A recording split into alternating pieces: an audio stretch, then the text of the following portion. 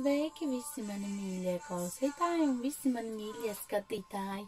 Mani sauc Kristīna un šodien es jums izlikšu taro kāršu salikumu laika posmā no 11. līdz 18. novembrim.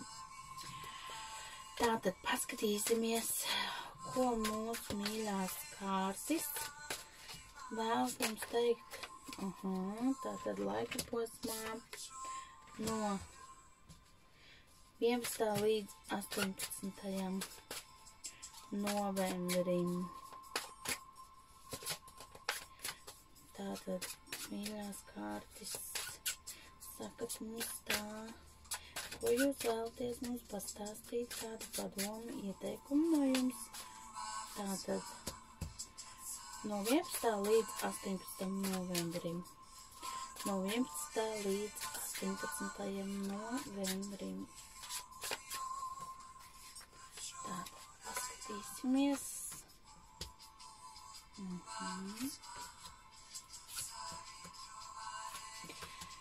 Tā.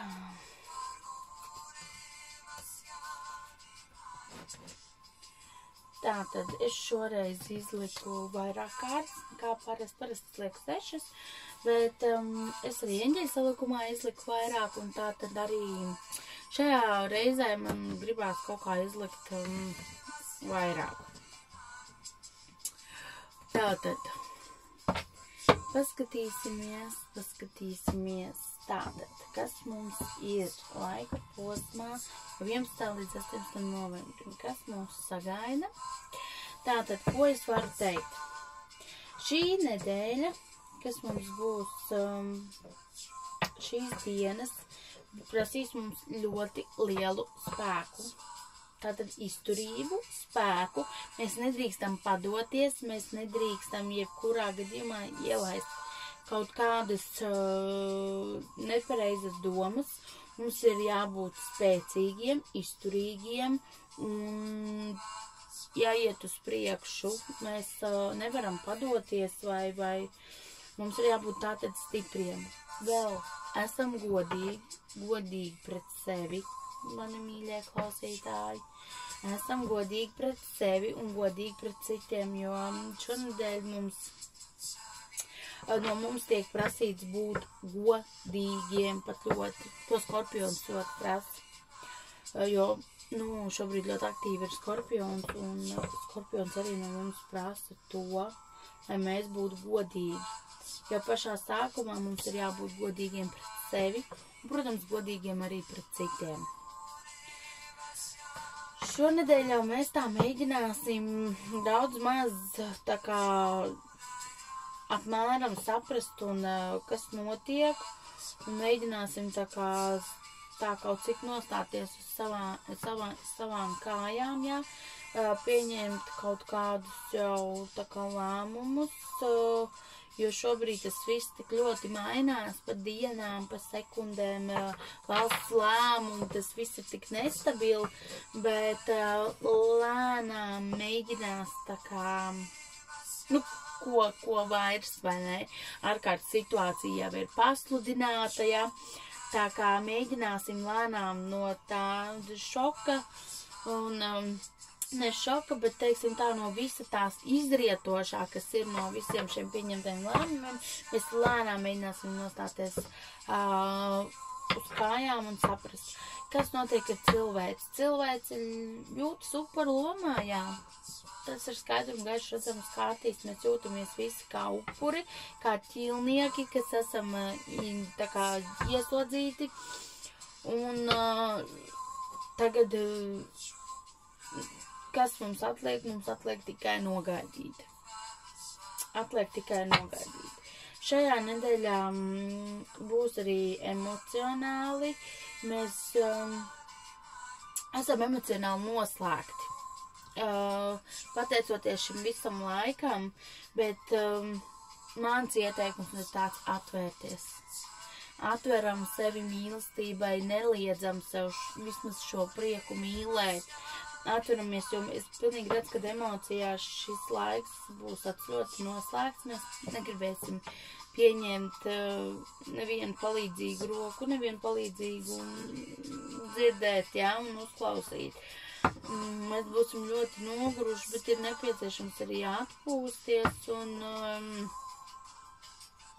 teiksim, paņemat kādu brīvu dienu, ja jums neiekrīt brīvu dienu, piemēram, šajā laika posmā, tad es jums ieteiktu paņemt, jo tāpēc, ka šis ir tāds ļoti depresīvs laiks. Ļoti cilvēki jutīsies ļoti nomākti, depresīvi, noguruši, tādi neapmierināti, liekat mani mierā, es neko negribu un viss, bet mums ir jācenšās tātad mēģinam kaut kā atpūsties un relaksēties. Paklausamies savu mīļu mūziku. Piemēram, tas arī eņģeļterapija kāršsalikumā bija ieteikums dejot un dziedāt. Ieslēdzam sev patīkamu mūziku, uztaisam sev, piemēram, siltu vannu, kam ir iespēja uztaisīt siltu vannu ar tur burbuļiem un kādu vīna glāzi vai šampaniešu glāzi.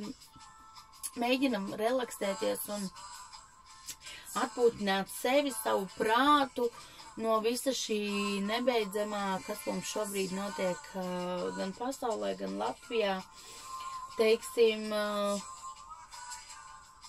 un visa tā.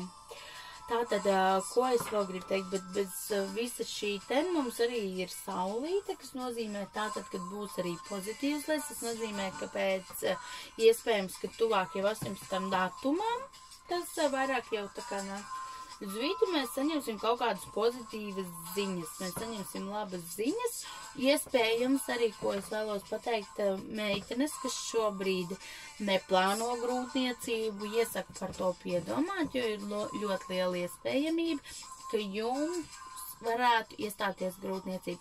Meitenes, kas par to jau domā kādu laiku, kad to vēlētos, tad šis būs labs laiks, lai to darītu. Tātad ļoti liela iespējamība ir tikt pie bērniņa. Un tas jau ir labi. Tas ir ļoti labi. Vismaz ir kaut kas tāds prieks un pozitīvs iemesls, kādēļ vairāk priecāties, vairāk mīlēt. Un viss labais. Nu ko?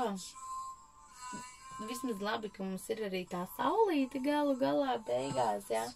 Ļoti skaistā. Tātad būs arī tādi saulaini notikumi. Tātad aiz mākoņiem vienmēr ir saula. Un to es teikšu arī par nākamo nedēļu, lai cik šis laiks, jo ir arī tas, Lāčplēša diena, 11. novembris, 18. novembris. Pēc mēs esam pieraduši ar svētki, mēs svinam, mēs ejam, un šogad arī tas mums īsti nav. Mums ir tā, ļoti salīdzinoši maz, mēs nedrīkstam kopīgi svinēt un tā, bet tas arī ir tas depresīvais šis laiks pats par sevi rudens, bet par laimi mēs to lēnām nomainīsim uz kaut ko pozitīvu. Es ļoti ceru, ka mēs tojoties adventei un Ziemassvētkiem vairāk tomēr pievērsīsimies tai pozitīvajai pusei. Un kad mācēsim sevī sēt vairāk to prieku un atlaist visu pārējo. Mēģinam, teiksim, tā tad relaksēties un atlaist, teiksim, to visu un esam godīgi, jā, nedaram pāri citiem un sev, nemocam sevi šajā laikā. Mēs tāpatās nevaram ietekmēt ne valdību, neko un mēģinam atrast mieru. Daram to, kas mums sagādā mieru. Ir skaistais rudens sveču laiks. Man arī šis laiks ir noteikti tāds, kurā es ļoti mīlu dedzināt šīs sveces, un tā arī ir gaisma. Tā arī ir gaisma, ko mēs varam nest gan sevī, šī sveču liesma, tā jau piepilda mūs ļoti, ļoti. Mēģinam domāt par pozitīvo un ielaist savā dzīvē vairāk pozitīvo. Paldies jums, mani mīļie, ka klausījāties mani. Es jums novēlu mīlestības pilnu šo nedēļu, vairāk padomājiet, kā sevi iepriecināt, kā iepriecināt savus mīļos. Un nosvinēsim Latvijas valsts svētkus, mazliet savādāk, bet tas nebūtu nenozīmē, ka sliktāk, un lai jums viss izdodas. Paldies jums, mīļie! Atā!